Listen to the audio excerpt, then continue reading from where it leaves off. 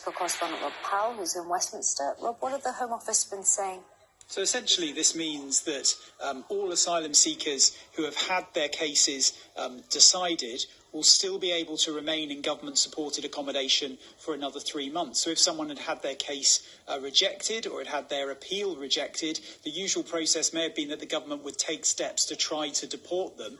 That will all now not happen for at least 3 months. They'll be able to remain in government-supported accommodation. Now, this was revealed in a letter from the Home Office Minister, Chris Philp. He's written to the British Red Cross confirming it. This is part of what the letter says. It says, those who would ordinarily have their support stopped because their asylum claim or appeal has been rejected will remain accommodated. All those who would ordinarily be required to make their own support arrangements because they've been granted refugee status and can therefore access mainstream services, including local authority housing assistance, will similarly be able to remain in their current accommodation. So as well as people that have had their claims rejected, it means that people that have been accepted into the UK as refugees, usually they get 28 days to try and set themselves up in new accommodation. They now will not be evicted from this accommodation for 3 months, essentially in line with the regulations in the private rental sector, where you can't get evicted for the next 3 months either. Now, in this letter, the Minister does say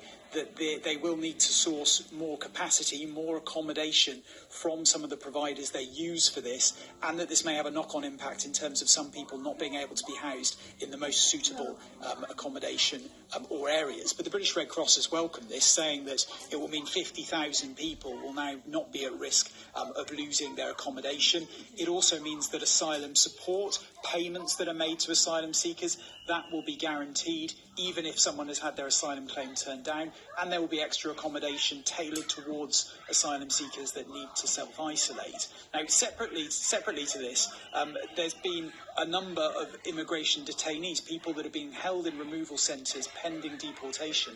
Around 350 have been released the last couple of weeks. Now, it's not known whether that's because they have health conditions and need to be back in another location, or it's because they can't be deported to their country of origin. But that's what's been going on in the immigration removal systems, with extra procedures put in place to protect people as well. So I think really just evidence of how this pandemic is reaching into every single aspect of life in this country. OK, Rob, thank you so much.